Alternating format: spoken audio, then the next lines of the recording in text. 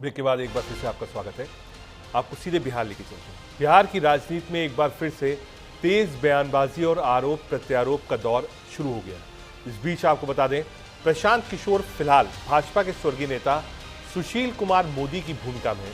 सुशील कुमार मोदी ने 2017 में लालू परिवार से जुड़े भ्रष्टाचार के कागजी सबूत पेश राजनीतिक उथल पुथल मचा दी थी। 90 दिनों में एक के बाद एक प्रेस कॉन्फ्रेंस कर उन्होंने तत्कालीन नीतीश सरकार को हिला दिया था। उनके आरोपों की वजह से ऐसा राजनीतिक भूकंप आया था कि नीतीश लालू की गठबंधन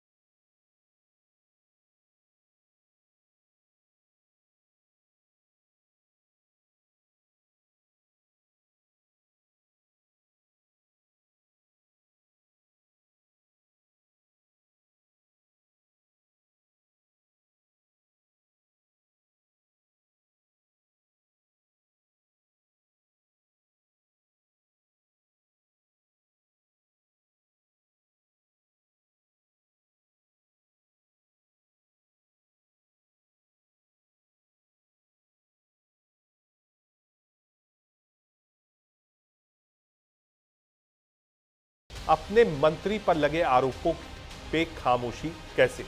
कम से कम उन्हें अपने मंत्री को पब्लिक डोमेन में सफाई के लिए बोलना चाहिए था। भाजपा का शीर्ष नेतृत्व भी सम्राट चौधरी, दिलीप जायसवाल और संजय जायसवाल पर लगे आरोपों पर कुछ नहीं बोल रहा। बिहार भाजपा की ये चुप्पी नरेंद्र मोदी की पारदर्शी राजनीतिक शैली से मेल नहीं खाती। क्या बिहार भाजपा नरेंद्र मोदी की साख पर बट्टा लगाना चाहती है? पार्टी के राष्ट्रीय अध्यक्ष जेपी नड्डा ने इस मामले में अभी तक हस्तक्षेप क्यों नहीं किया? आगे आपको चलेंगे। पहले आपको बताते हैं क्या कुछ कहा प्रशांत किशोर ने इस पूरे मामले पर। अब आ जाइए, दूसरे बड़े नेता हैं यहाँ के सम्राट चौधरी, यहाँ के उप मुख्यमंत्री हैं।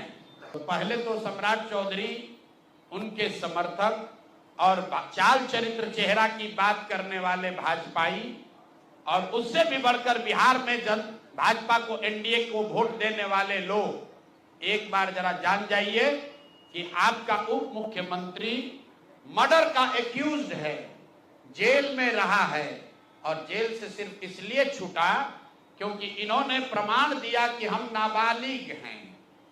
सदानंद सिंह, उनकी हत्या हुई जिसमें ये नामजद अभियुक्त है, जेल गए। अब दूसरी बात सुनिए, जब ये भाई साहब मंत्री बने, बिना विधानसभा विधान परिषद के सदस्य हुए, इनको मंत्री बनाया गया। तो जब मंत्री बने तो इन पर कम, मैंने अपने एक एक मुद्दे पर बार बार जवाब दिया है आपको। मैंने कहा कि 1995 में मेरे ऊपर लालू प्रसाद जी ने गैंगवार में पूरे परिवार के, मेरे 22 लोग मेरे परिवार से जेल में डाले गए। ये मैं जीवन भर बोलता हूं, मैंने विधानसभा के अंदर भी कहा। और दूसरी बात, 22 लोगों को जेल में डाला, मेरे घर तोड़ दिए गए, और इसके साथ साथ ह्यूमन राइट्स कमीशन ने बिहार की तत्कालीन सरकार को प्लेंटी किया, उनको सजा किया। लालू प्रसाद जी ने इसी मिलर स्कूल के मैदान पर माफी मांगा। देखिए, मैं कोई नई बात नहीं करता। अब आपको बताते हैं किन किन नेताओं पर प्रशांत किशोर के आरोप हैं। सम्राट चौधरी, अशोक चौधरी, दिलीप जायसवाल, डिप्टी सीएम, बिहार में मंत्री हैं, सरकार में अध्यक्ष हैं बिहार के।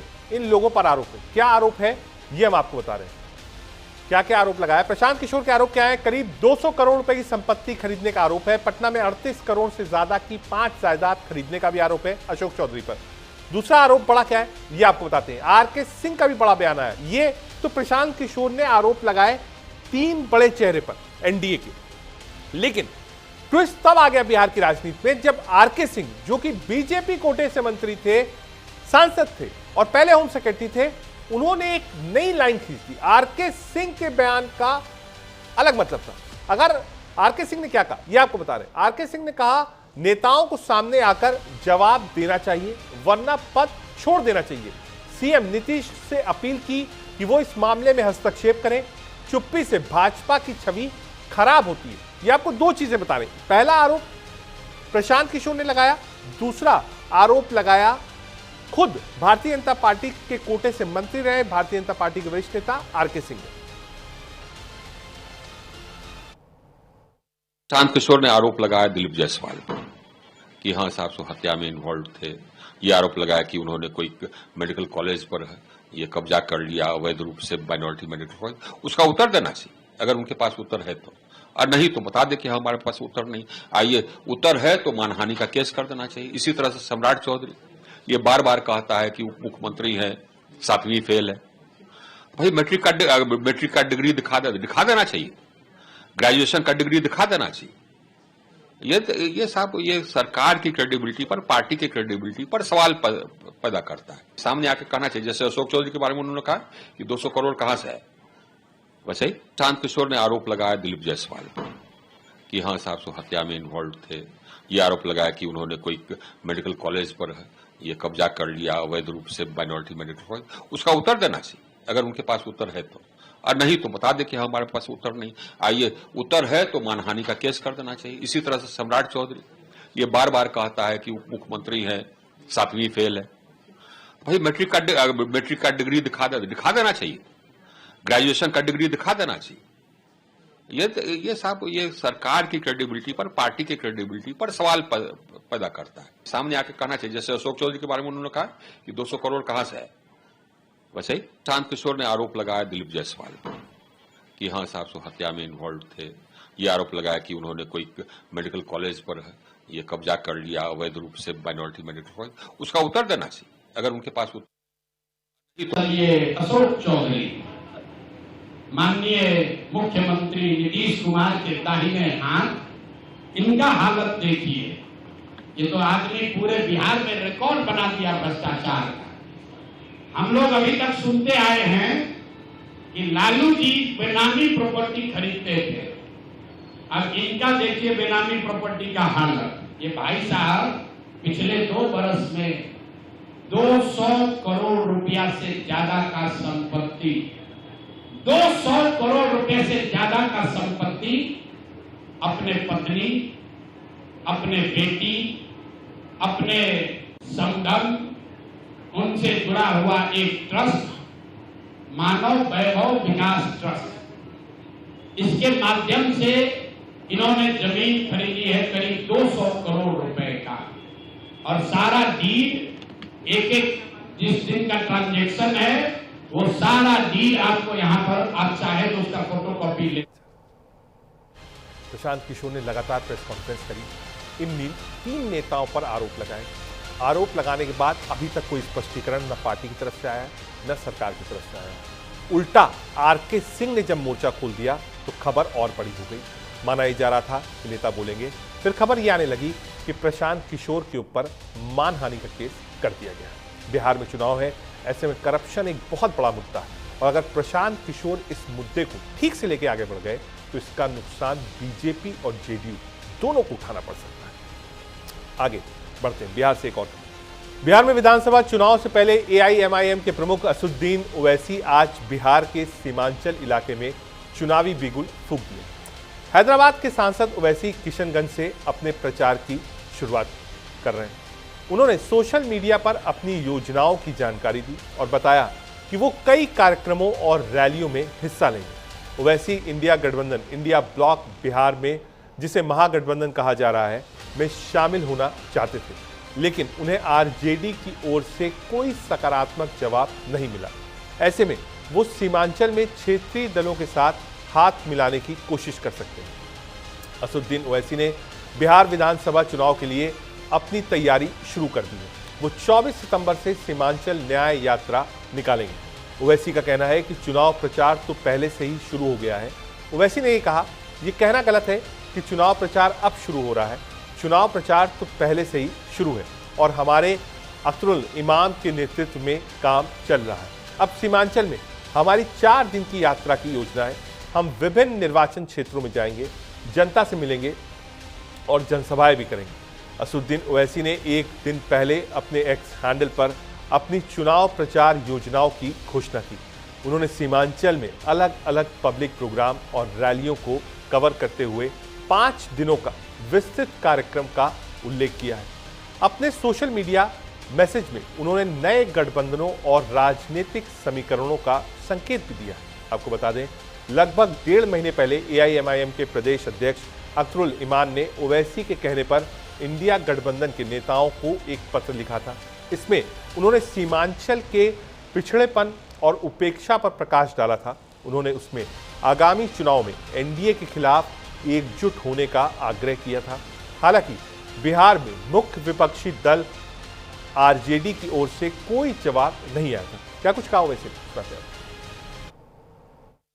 हमको हमारी पार्टी की फिक्र, हमारे कैंडिडेट्स की, हमारे उम्मीदवारों की हमको फिक्र है। उनको कामयाब करना हमारा मकसद है और उस सिलसिले में चाहे बिहार की में जो पीड़ित कमजोर लोग हों, जिसमें दलित, मुसलमान हैं, या फिर सीमांचल की डेवलपमेंट की बात हो या इंसाफ की बात हो, ये सब लड़ाई तो जनता ने देख लिया कि अख्तरुल इमान साहब एक अकेले विधायक रहते हुए भी उन्होंने बड़ी पुरजोर तरीके से और बड़ी बहादुरी के साथ, बेबाकी के साथ बिहार के लिए और खासतौर सीमांचल की इंसाफ की लड़ाई लड़ी है। तो यही उम्मीद करते हैं कि आगे भी हम करेंगे। हमको हमारी पार्टी की फिक्र, हमारे कैंडिडेट्स की, हमारे उम्मीदवारों की हमको फिक्र है। उनको कामयाब करना हमारा मकसद है और उस सिलसिले में चाहे बिहार की में जो पीड़ित कमजोर लोग हों, जिसमें दलित, मुसलमान हैं, या फिर सीमांचल की डेवलपमेंट की बात हो या इंसाफ की बात हो,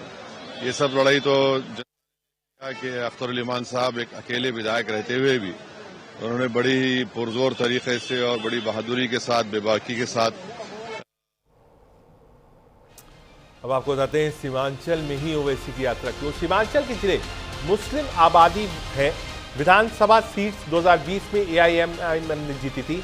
किशनगंज में लगभग 68% वोट पड़ा था, अररिया में 43%, पूर्णिया में 39% और कटिहार में लगभग 45% वोट मिला था। ये वो आंकड़ा है उन 4 सीटों का जो हम आपको बता रहे हैं। इसीलिए इस बार भी ओवैसी लगे हुए हैं कि सीमांचल में जो वोट बैंक पिछली बार मिला था, हालांकि जो विधायक थे वो आरजेडी में चले गए थे, वो वोट बैंक उनके पास बना रहे।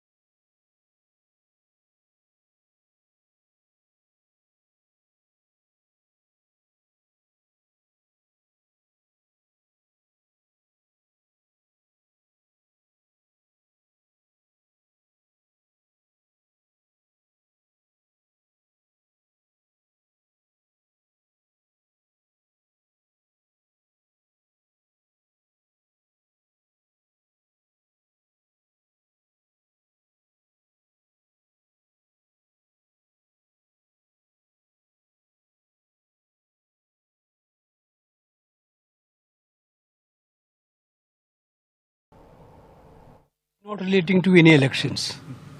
This is an extended working committee meeting which we usually done. We are doing this then very frequently. Belgaum we have done it. Ahmedabad we have done it. There was no elections. Now we are doing it in Patna. There are lot many issues to be discussed there. Basically this vote chori issues are national agitation is going on. Signature campaign, 5 crore signature campaign is going on all over the country. Therefore that we have to discuss. And several other political issues of the country is there to be discussed.